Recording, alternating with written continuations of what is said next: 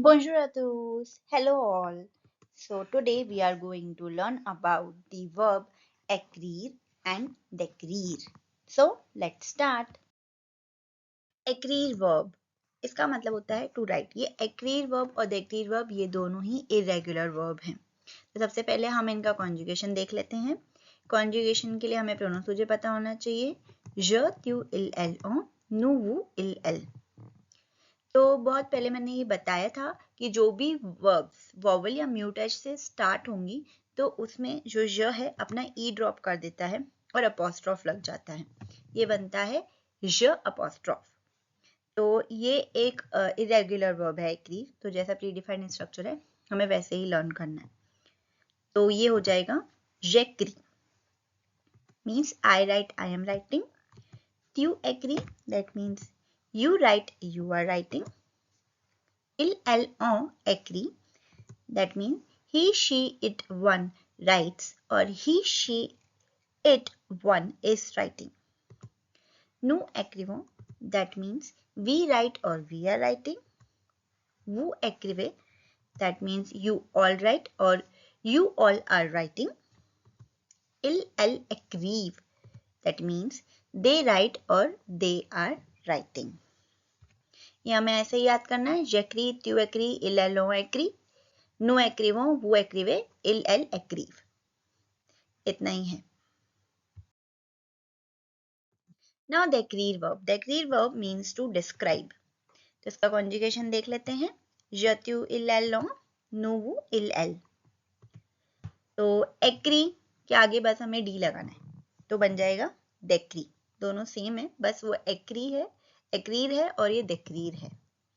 तो je décris that means I describe, I am describing.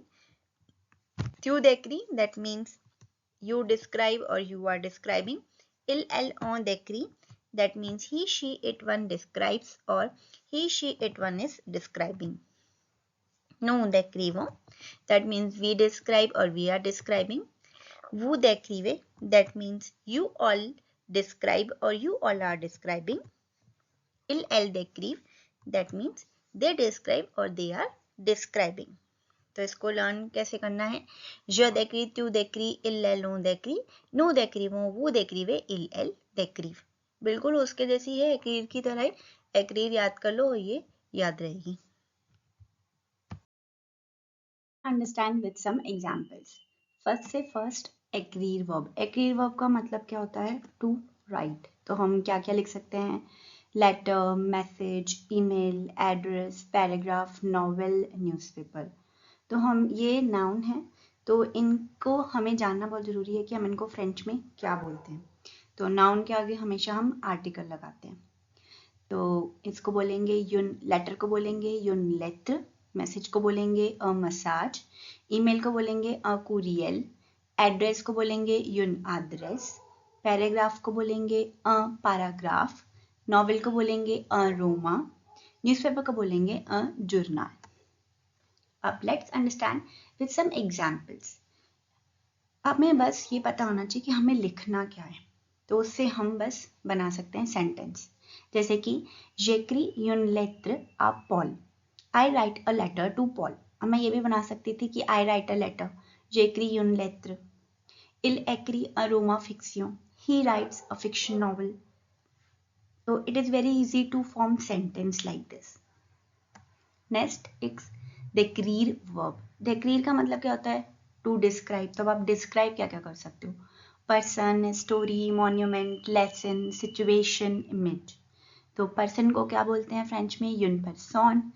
story को बोलते हैं une histoire. monument को बोलते हैं un monument. lesson को बोलते हैं un leçon. सिचुएशन को बोलते हैं यून सिचुएशन. इमेज को बोलते हैं यून इमेज. अब इसको हम एग्जाम्पल से समझते हैं. Tu décris une histoire dans la classe. That means you describe a story in the class. Je décris l'image de la fille. I describe the image of the girl. So it is very easy to make sentence. बस आपको एक्री और décris learn करनी है. आपको पता होना चाहिए कि इसको कैसे यूज करना है सेंटेंस में, कि हमें क्या लिखना है या क्या डिस्क्राइब करना है. वर्ड्स हैं. You can make lots of sentences and practice about it. So I hope it is clear. It is very easy. Merci beaucoup. Thank you. Thanks a lot. If you like my video, please like, share, comment, and subscribe to my channel.